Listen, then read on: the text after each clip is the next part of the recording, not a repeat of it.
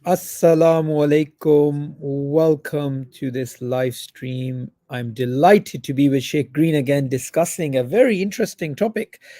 Sheikh Ibrahim alayhi salam is someone that we cannot separate from Dhul Hijjah because of the sacrifice, Mm, because of his life. But also, you know, we know that in his life he was involved in dawah when he was a young mm, man. He was involved in, say, dawah, which was more direct. And when he's older, he's arguing with a king.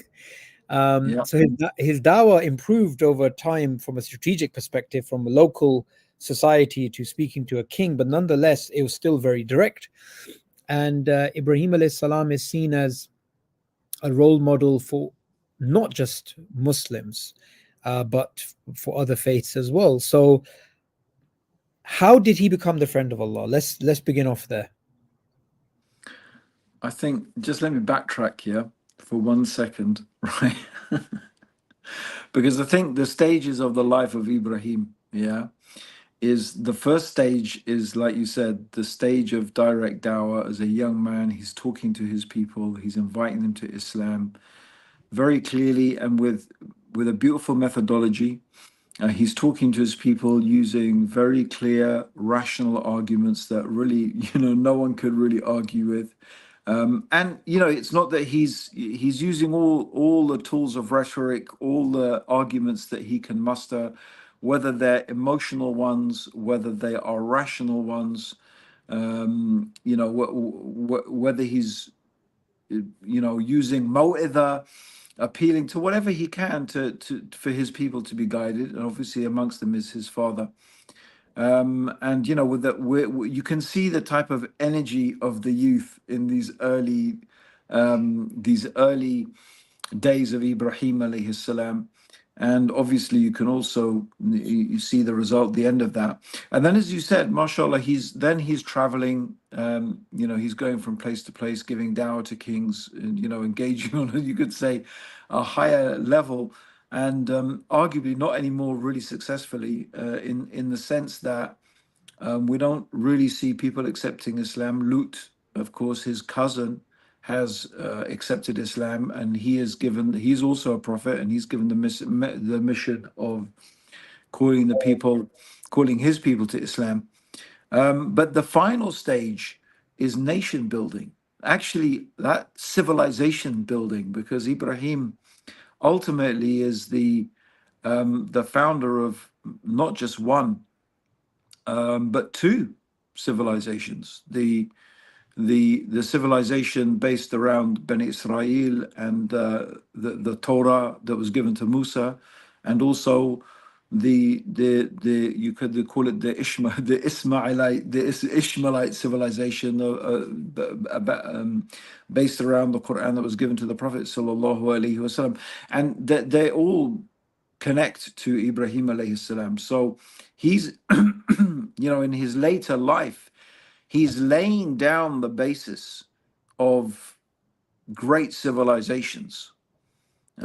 So this he Ibrahim is truly an amazing inspirational figure, and I think these 10 days are they are a time for us to remember this great prophet of Allah, and not just to remember, but to take inspiration some more. It's all about being inspired, being motivated, and also maybe we have to think about where are we in our lives in respect to those those stages you could see of the Dawah of Ibrahim. So, but back to your your question.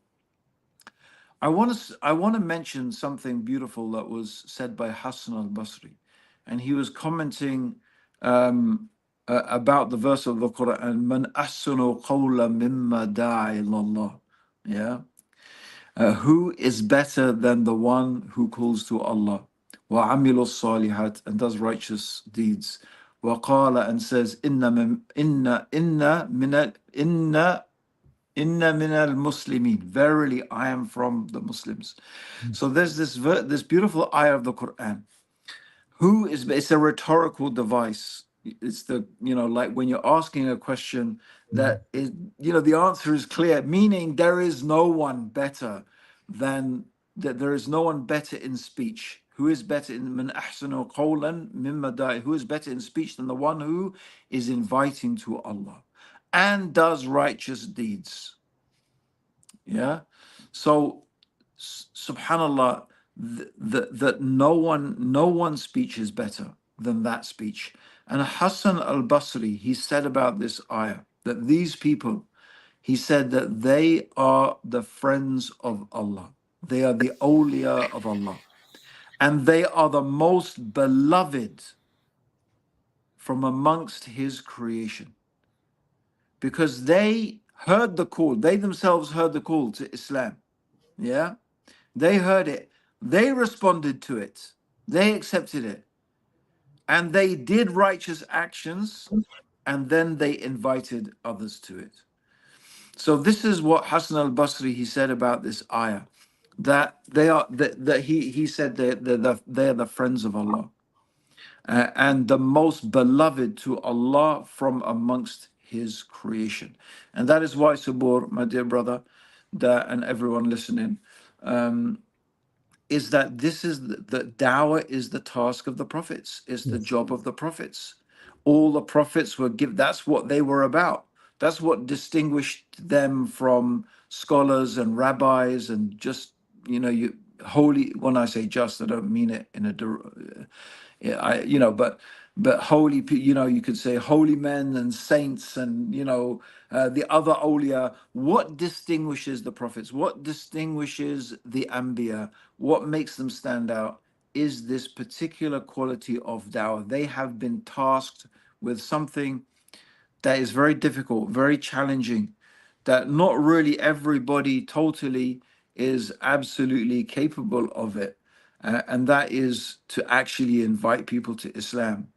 Because of the great hardships and difficulties that come with it, Allah has chosen those people very carefully. And Ibrahim is a perfect example, bro, of the hardships and the challenges of da'wah. Yeah, absolutely.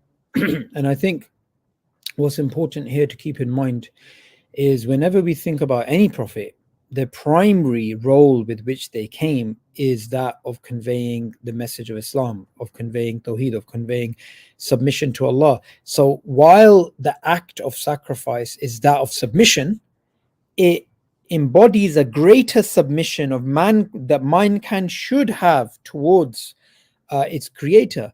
And there's a reason why Allah says that we've made him into a leader for all of mankind, right?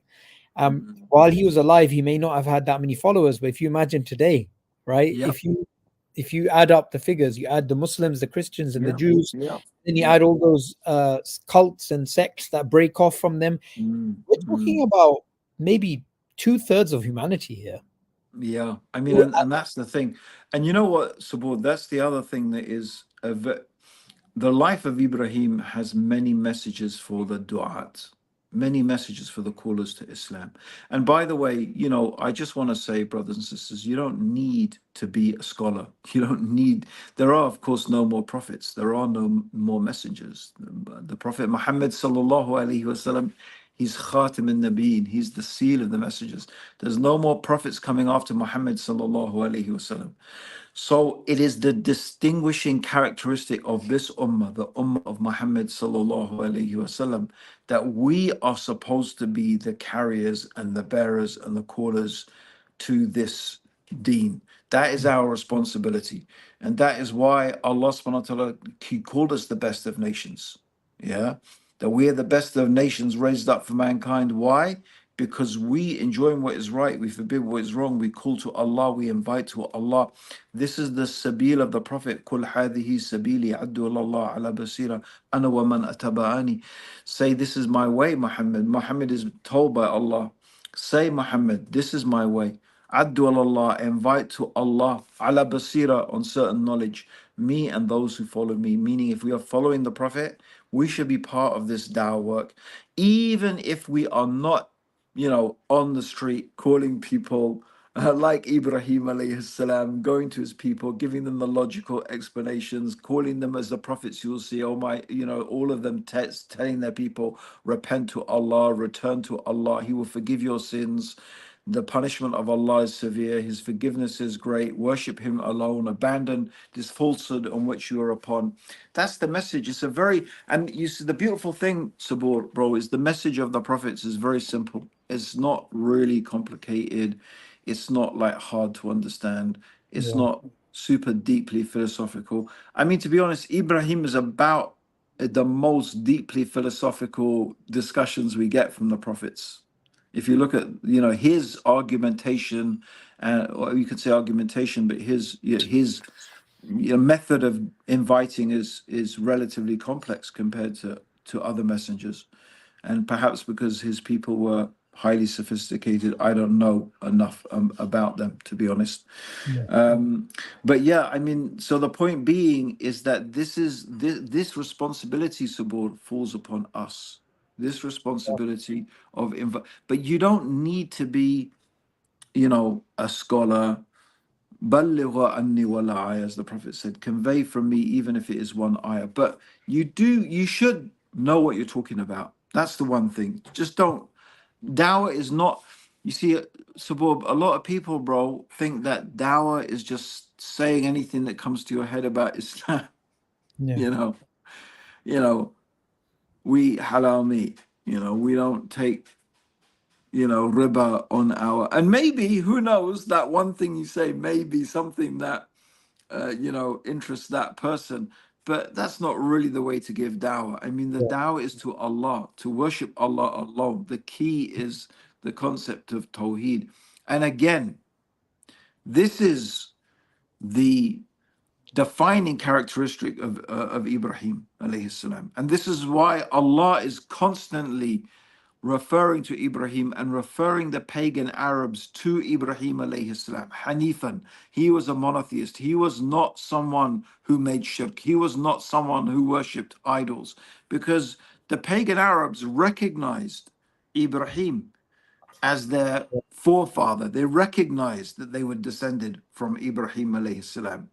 As of course to the Bani Israel, even before Israel, there is, so Yaqub is the grandson of Ibrahim alayhi salam through Ishaq. Ishaq, his son was Yaqub. Yaqub was called Israel. Yeah, that's was another name that he was known by.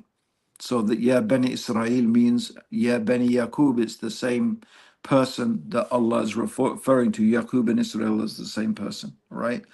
And similarly, Allah in the Quran is also talking to the Jews and to the Christians and pointing out to the fact that Ibrahim was not a Jew and he was not a Christian.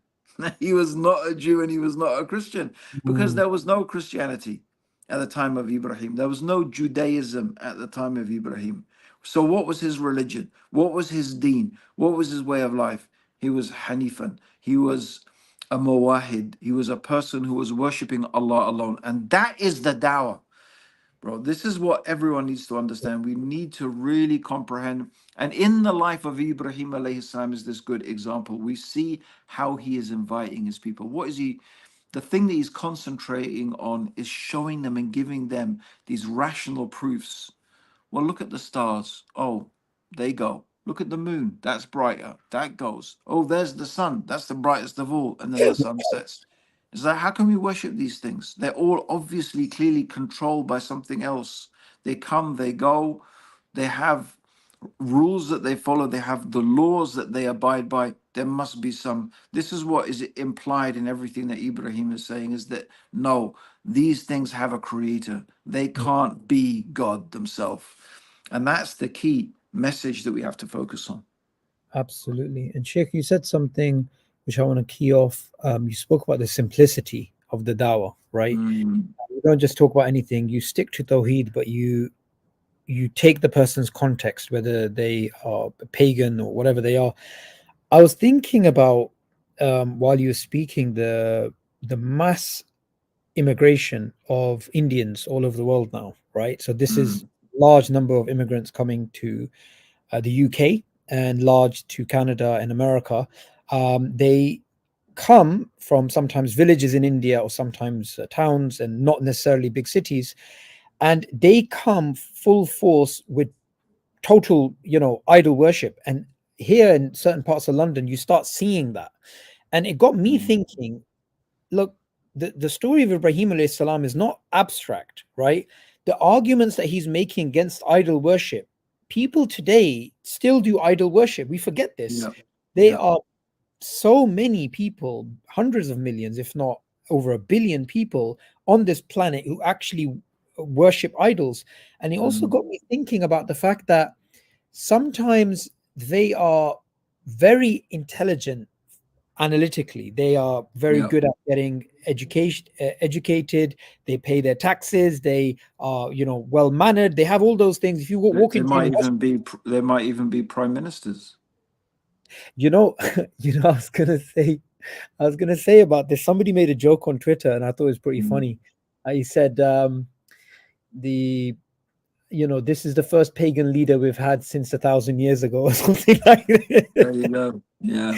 So, Sheikh, I wanted this thing to be highlighted because sometimes what we do is, because of our inferiority complex, because of our lack of a focus on the hereafter, we start thinking things like, oh, there's all these people coming from India. They're coming with Hindutva ideology. Oh no, we're going to have problems in communities. Oh no, there's loads of them. And they don't look at it as an opportunity. Like, Yeah. the way I'm thinking about it, it's an opportunity. And Sheikh, just next to us in the IR office, there's a cafeteria. And I met a young Indian student who came to the UK, and he was an idol worshipper. He was given dawah by the people in the cafe who and he accepted Islam some years back, and then he'd come back to meet the brothers. And he was telling me that just like Ibrahim alayhi salam was threatened by his own family, he was threatened by his own family as well. And Yeah. his cousin who accepted Islam disappeared, and he feared that she was killed by the family. And he told me something which I just found really shocking. He said that his family directly threatened him that, look, if you don't reconvert to Hinduism, you don't do this, we're gonna kill you or whatever. And then he basically said, bring it on. Just Yeah. like he said, look, do your worst. And what happens when we see these real life examples, Sheikh, is we realize when Nuh alayhi salam is talking to his nation, Ibrahim alayhi salam is talking to his nation, they're talking to pagan people. Those people exist today, and those arguments are just as valid today as they were Absolutely. 1,000 years ago, thousands of years ago. And in fact, because we don't look at those things as opportunities, we miss out on those opportunities. It's like, the red car theory. If you imagine, if you want to look for the color red in cars, you'll see a red car everywhere. So if you have a dawah mindset, you will see a dawah opportunity. Opportunity everywhere. Yeah. Yeah. Yeah, For sure.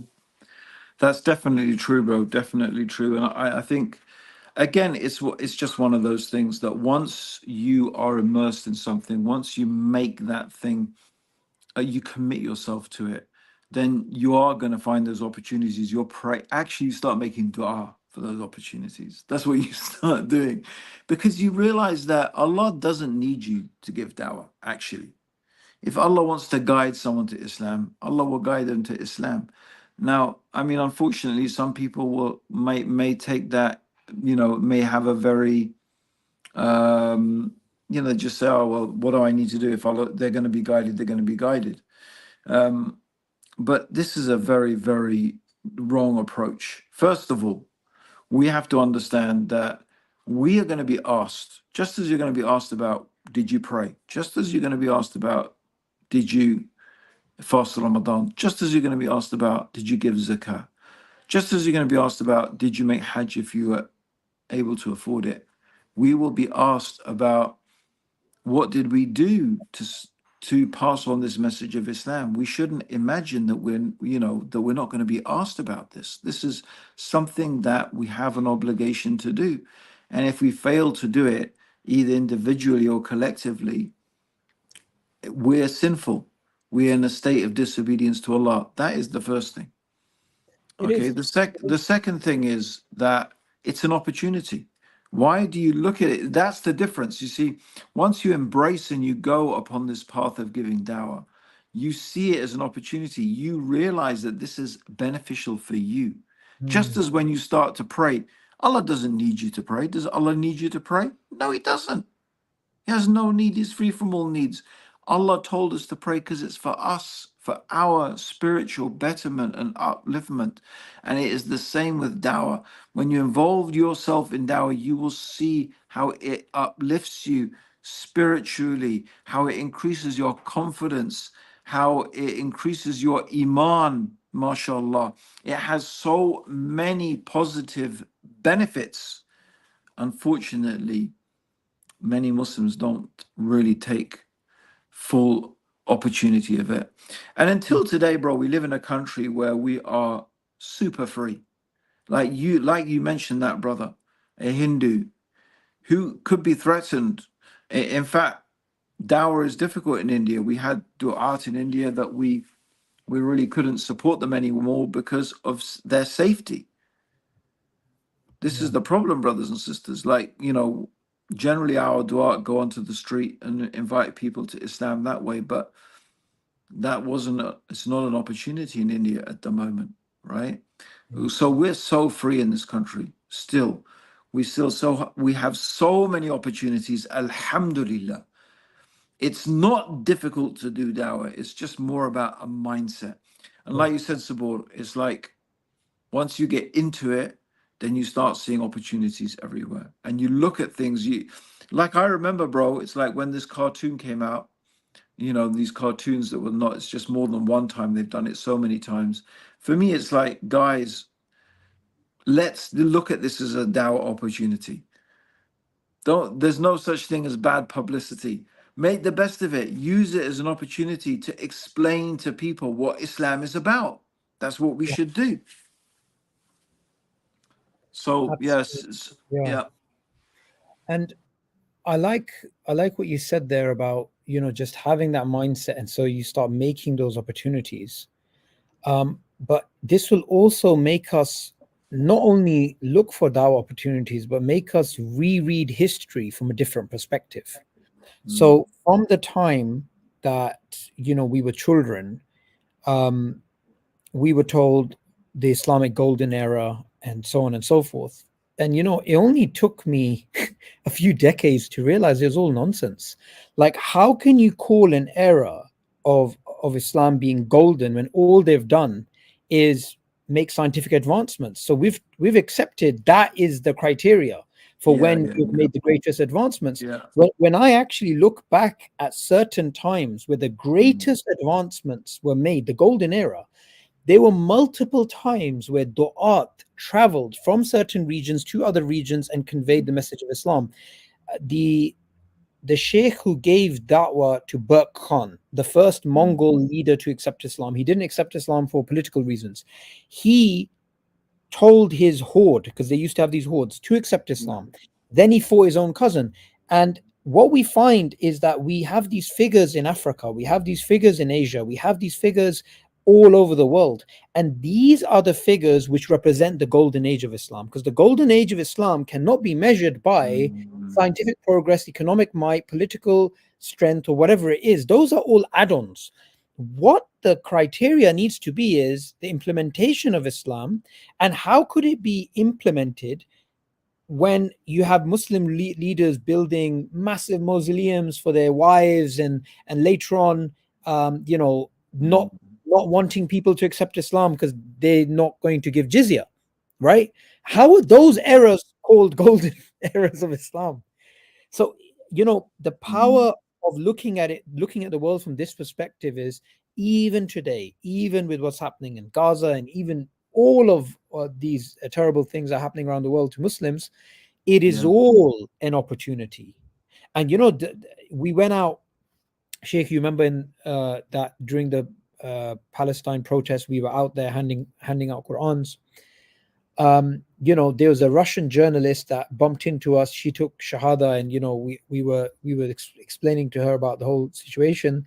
And interestingly, her entire story is linked to Gaza. So, Mm, whenever we look at, okay, so many people have died, this has happened, that's happened. Okay, yes, we make dua for them. Yes, we try and give aid. But Yeah. why not at the same time, when there's a heightened sense of alertness when it comes to the Mm. message of Islam, we are not, making hay when the sun's out, right? Making hay when the sun shines. Sun shines, yeah. Yeah. Yes, so no, you're right, brother. You're right, Sabor. And we have to take advantage of these opportunities, like you said, whatever opportunity it is. If you have that mindset, you're always looking, oh, here's an opportunity. Oh, there's an opportunity. This is an opportunity to let people know about Islam.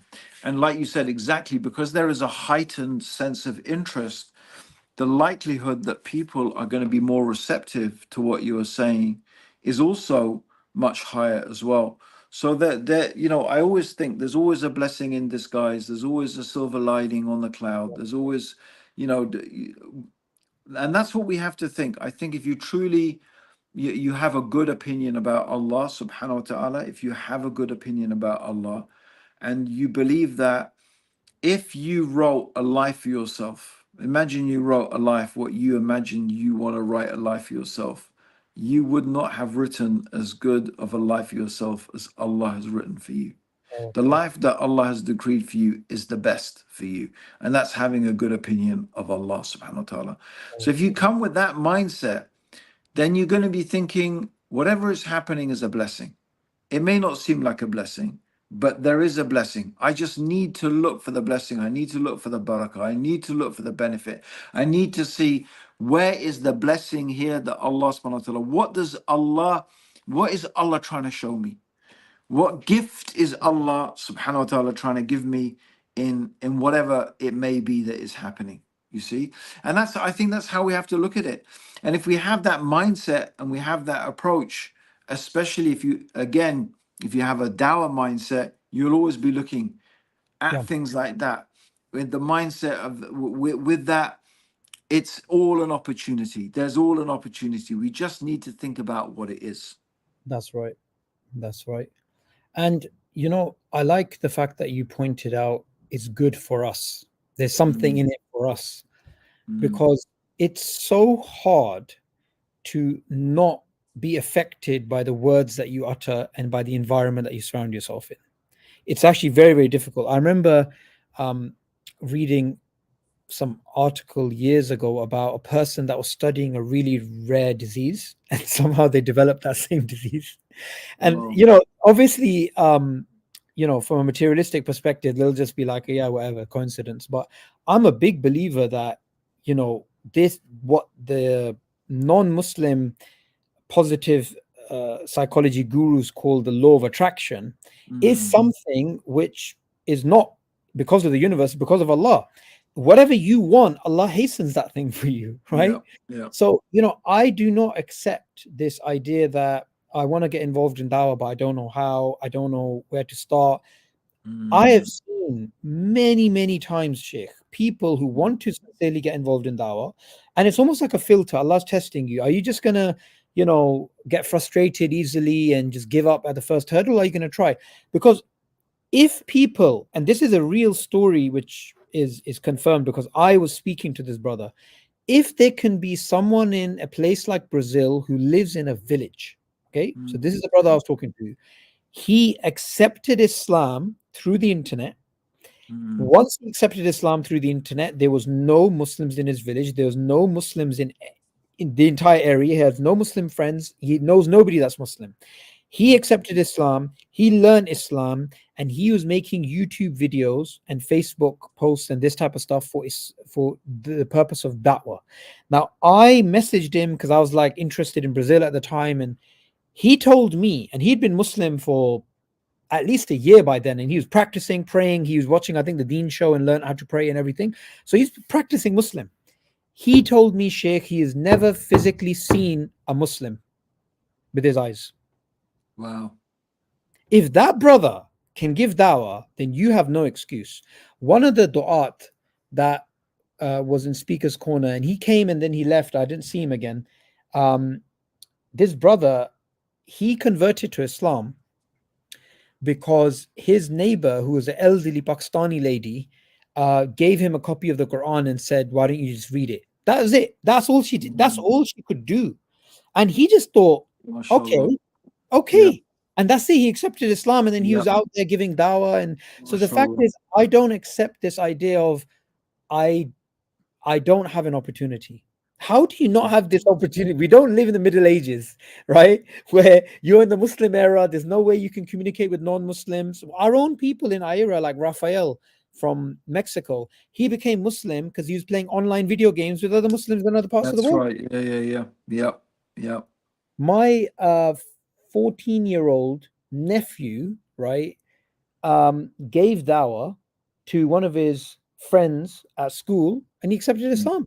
Like yeah. the fact is, if you want to give dawah, there's opportunities everywhere. Everywhere, And yeah. it's about having that. I love what you said there. It's about having that good Mm, opinion of Allah fundamentally. absolutely, bro. And again, I mean, I think this month, obviously, we look at Ibrahim alayhi salam in these special 10 days. We're going to be thinking about Hajj and everything that happened around it. And obviously, all of these rites are connected to this huge test, massive test that Ibrahim went through of sacrificing, being told to sacrifice his own son. What a subhanallah, what a test.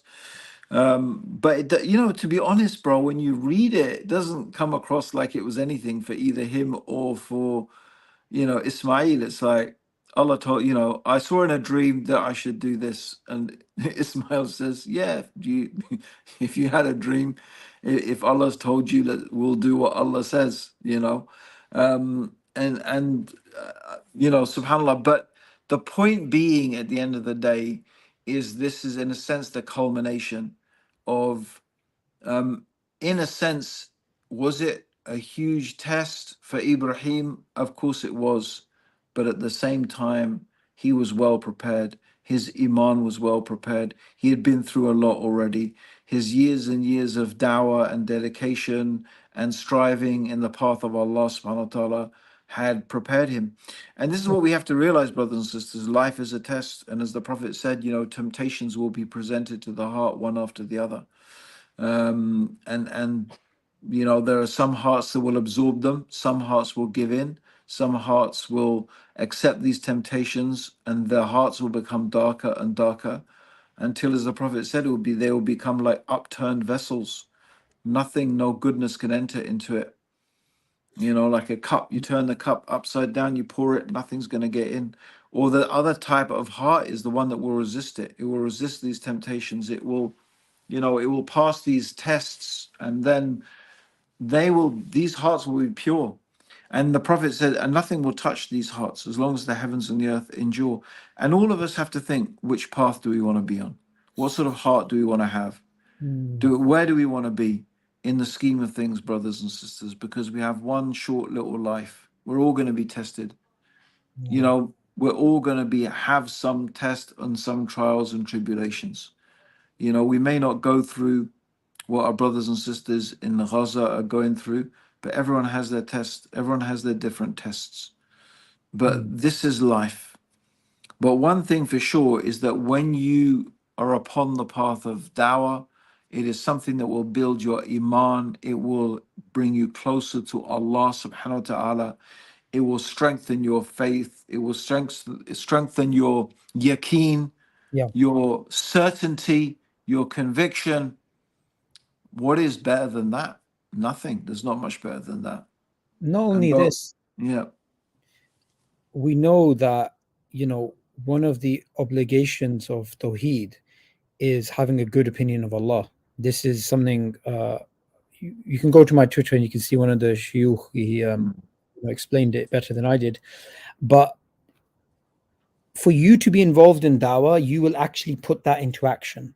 Just like when Ibn Taymiyyah was, he was promoting trade by saying that trade will increase your tawakkul because you are now mm, physically involved in an activity which has lots of, unknowns. In the same way, when you are involved in the work of da'wah, you have to have that opinion of Allah that look, Allah is going to help me, and I need to also think good of people, that maybe this person will accept Islam, maybe that person will accept Islam. Yes, this thing looks difficult, and thinking good of Allah. I just want everybody to just imagine the state of Ibrahim alayhi salam when he's a young man And when you are young, you want social validation. You want everybody to like you, Yep. which is why young Yep. people shave their eyebrows and act Do with long yeah. hair. Yeah, all Yeah. of that, because they want social approval, right? So here you have a young man who independently uses his rebellion, his inner rebellion, to rebel against the pagans of his society, not to rebel against Allah, against that society, and then he is threatened with the fire. Now, the question I want everybody to ask is, didn't he already know the consequences? I'm sure he knew the consequences of going Mm. against the society before he took the axe and he smashed all the idols because of the big one. I am dead sure he did know there was something that was going to Mm. happen. He had this opinion of Allah that Allah will help me, Allah will save me.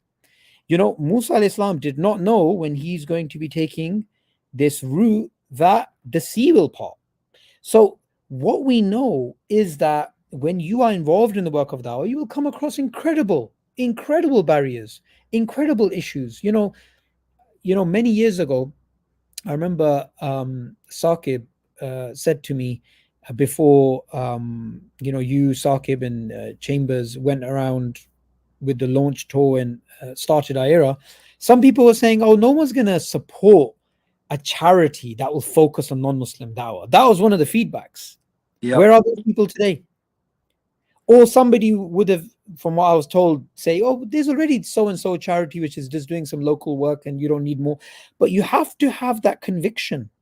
And you know what I find really strange, Sheikh? I find this really strange. I watch a lot of motivational videos, of all these people talking about entrepreneurship and business and grinding and exercise and all this. And I think when it comes to being ambitious and audacious and brave and courageous for the sake of dunya, Mm. Muslims are willing to put their neck on the chopping line.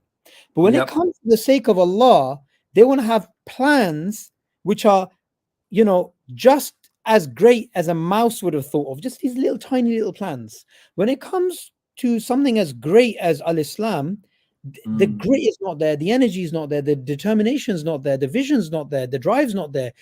Because look, these things that are called moonshots, right? When Yep. Kennedy said we're going to put a man on, whether you believe he landed on the moon or not, let's forget that, yeah. But when Kennedy said we're going to put a man on the moon before the end of the decade, that was a moonshot.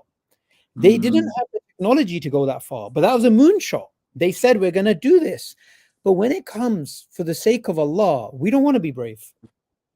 But when it comes to the sake of the dunya, for our pockets, we're willing Yeah. to do anything. Yeah. Instead of doing 198 countries, you just do one. You want to do 116.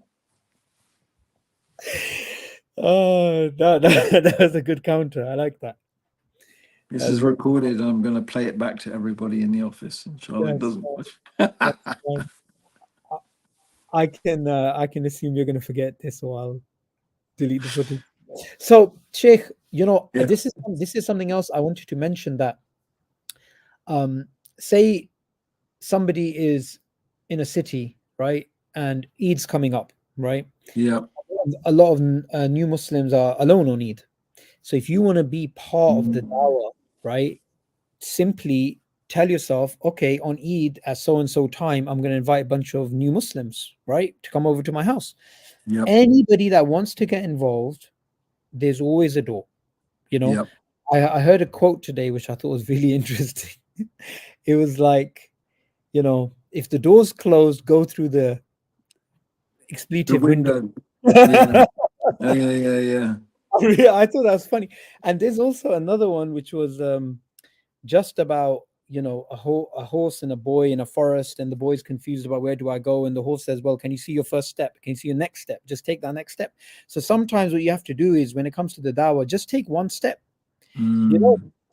Some people, Sheikh, their ability to give dawah is simply the small actions that they can take that nobody else can take. So I Yeah. remember 2 years ago, I met this brother in High Wycombe, and what he used to do, this is really interesting, right? Back in those days, this is like 2010, 14 years ago.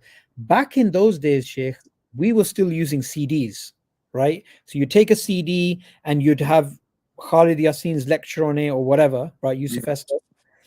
And then this brother, what he would do is he would go and he would have this PC with multiple CD slots, and then he'd burn these CDs and then he'd write on them like so and so. So anyway, Yeah. I remember meeting him near High Wycombe Station. It was really funny because he was sitting in his car and he looked like a proper introvert, like those hermits. Yeah. And he said, "Look, these are the CDs I wanted to give. You guys do the dawah and stuff." I said, "Okay, fine." I took it. I said, "Why don't you join us?" He said, "No, no, no. This is how far I can go. I can't go further than this." And that I thought was really honorable. Yeah. You do not have, for whatever reason, you're an introvert. You do not have the ability to stand on the street. You don't have the ability to do any of those things. Fine, do something small. Do something, yeah, yeah. Although I do believe people are way more capable than they often give themselves credit for. It's like on one hand, it is good to know your limitations, but also on the other hand, it is also very often that we limit ourselves unnecessarily, and we think we're not capable of things when we're actually way more capable than we actually give ourselves any credit for.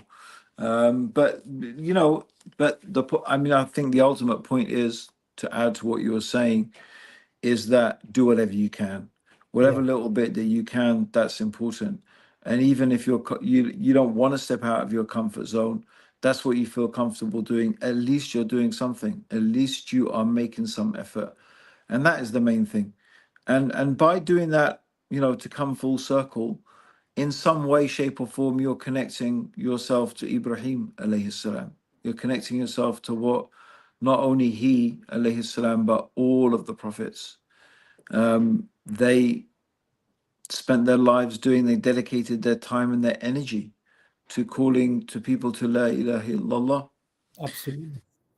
Anyway, bro, listen, it's been an absolute pleasure talking to you. MashaAllah. Any final words? That's what you're supposed to say at the end, but it's my cue to say I need to go now. Yeah.